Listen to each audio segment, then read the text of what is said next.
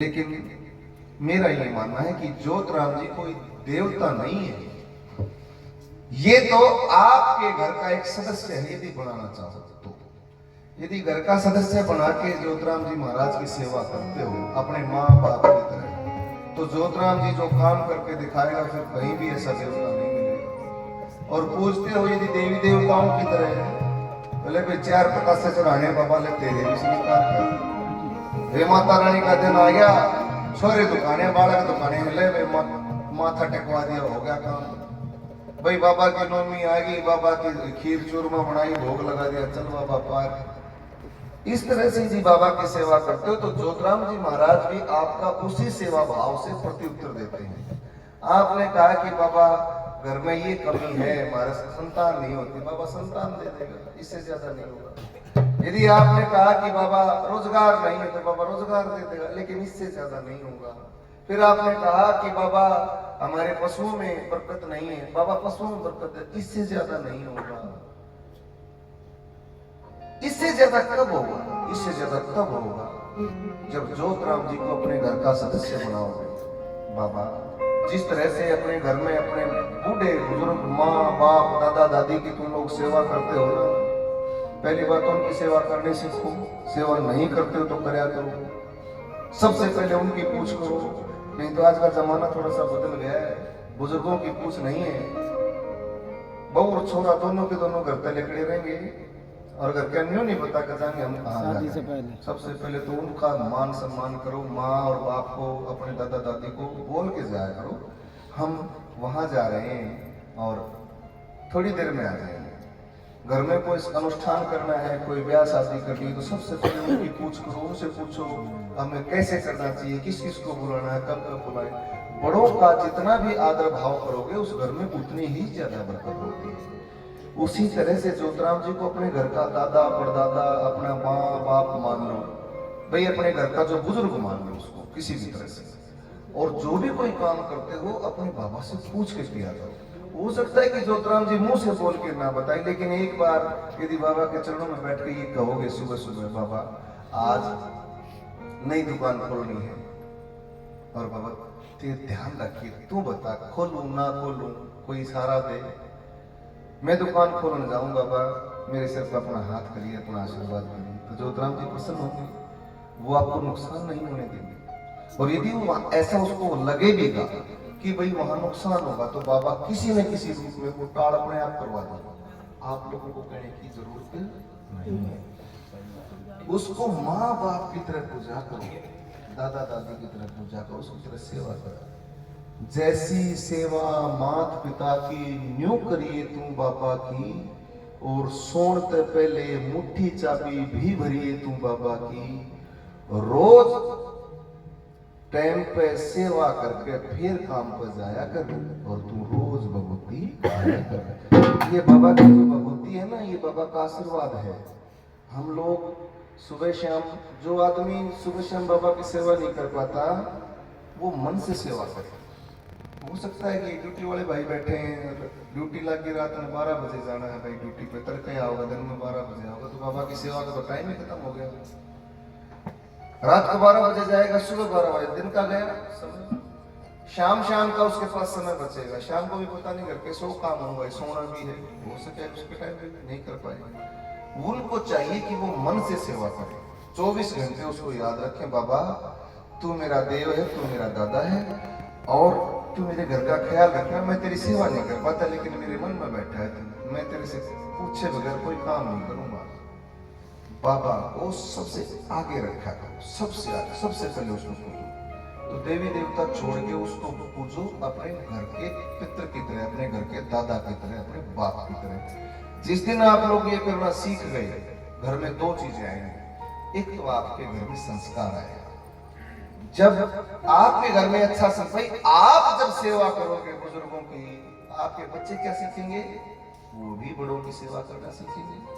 आप जब बुजुर्ग हो जाओगे तो वो भी आपकी सेवा करेंगे और आपके बच्चे कोई गलत काम नहीं करेंगे, क्योंकि जहां संस्कार अच्छे होंगे वहां पर ऑटोमेटिक बच्चे सही बातें सीखते हैं, गलत संगत नहीं पकड़ते हैं। सबसे बड़ी चीज तो है ये, एक तो घर में संस्कार आएंगे, और दूसरा ये होगा कि ज्योतराम जी महाराज को फुर्सती नहीं मिलेगी आपका घर छोड़ के जाने की। भाई जब घर से निकलते हैं, घर में माँ बाप बैठे हैं, तो आप ताला मार के आते हो क्या? नहीं मार के आते हैं। क्या क्या क्या हो गए? माँ मैं एक बार बाजार से जाया हूँ। ठीक है बेटा जाए, ताला तो खुला है, घर खुला है, घर की रक्षा कौन करेगा? माँ करेगी। तो आप बैठा बाप करेगा, तो अपने आप रक्षा कर लेगा। बाबा ने कह के जाओगे तो बाबा के ठाली बैठेंगे, बाबा आज थोड़ा जगह करते हैं। जब ज्योतराम जी को ये बोल दिया कि बाबा मैं एक बार जाकर थोड़ा ध्यान रखें, तो भाई उस घर में चोरी नहीं होती, उस घर में डाका नहीं पड़ता। फिर तो ज्योतराम जी बैठता है लाठी लेके मरने में, बेटा मैं बैठा हूं तू जा। और जब आप बाबा ने कह के चले गए तो ज्योतराम जी फंद जाते हैं।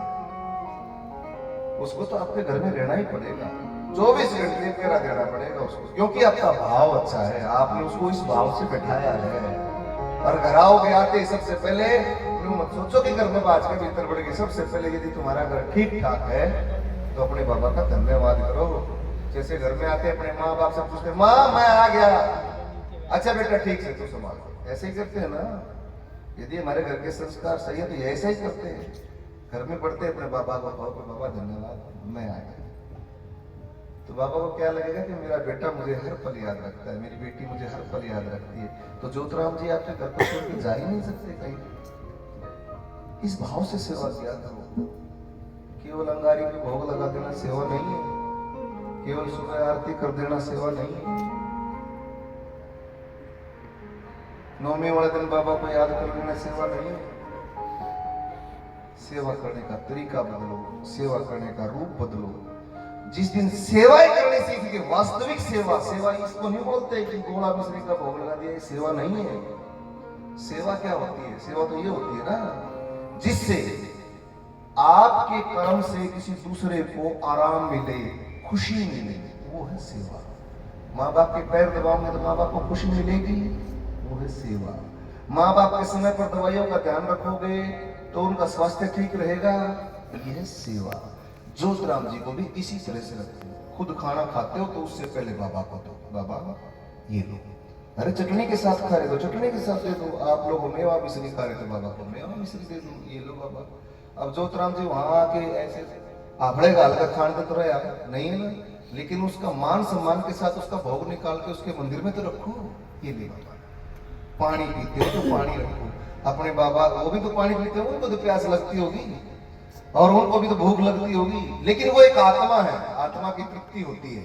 आत्मा की तृप्ति सिर्फ और सिर्फ भाव से होती है, आत्मा की तृप्ति भोजन से नहीं होती है। इसलिए अपना भाव इस तरह से प्रस्तुत करो कि ज्योतराम जी महाराज प्रसन्न रहे, उनको ऐसा लगे कि हाँ मेरा बच्चा, मेरा बेटा सबसे पहले मुझे याद करता है।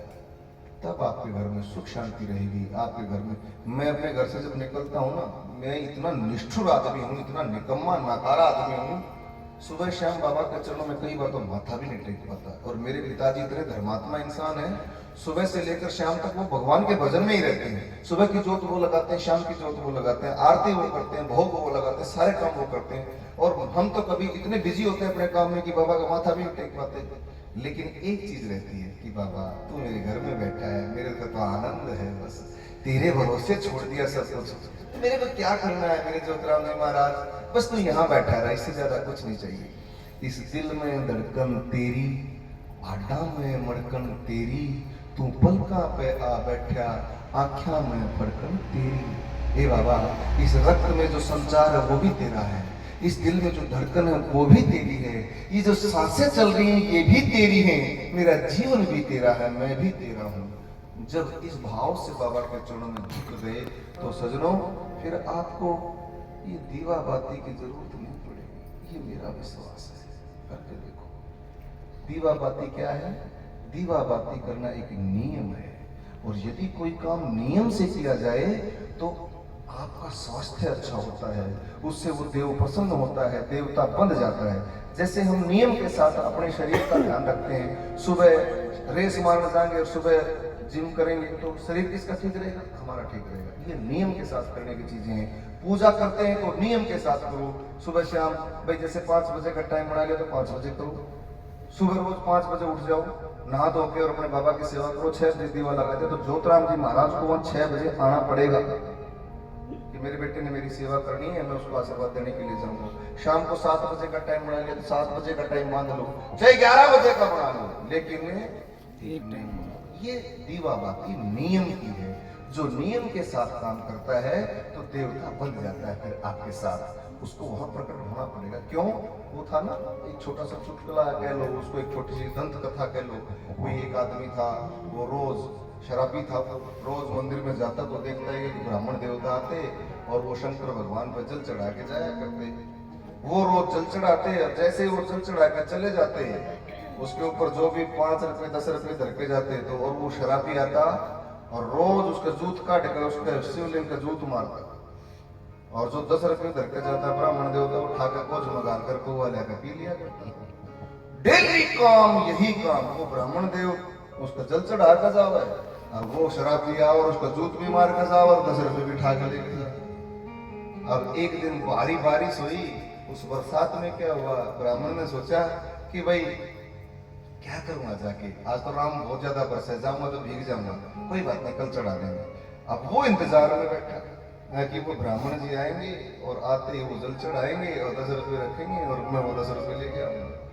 अब वो नहीं आया लेकिन वो शराबी जरूर पहुंचा। अब 10 रुपए तो नहीं मिले लेकिन उसका जूत जरूर मारे। जैसे ही उसे लिंग पर उसने अपनी चप्पल उठाई, शंकर भगवान प्रकट हो गए, कहने लगे कि बेटा मेरा सच्चा सेवक तू है जो नियम के साथ काम करता है। मेरा सच्चा सेवक वो नहीं जो केवल बारिश को देख कर डर गया हो। इस तरह से बाबा की सेवा करो, ज्योतिराम जी आपको जरूर मिलेंगे। और इस बच्चे ने एक बड़े अच्छे भजन की फरमाइश की है। जो लोग ऐसे पूजा करते हैं ना, उनको देवता से प्रेम हो जाता है। पूजा में और प्रेम में दिन रात का अंतर है। पूजा करते हैं हम मतलब में, स्वार्थ, और प्रेम में स्वार्थ होता नहीं है। जहां प्रेम होता है वहां स्वार्थ समाप्त हो जाता है। जैसे राधा और श्री कृष्ण का प्रेम था, वहां पर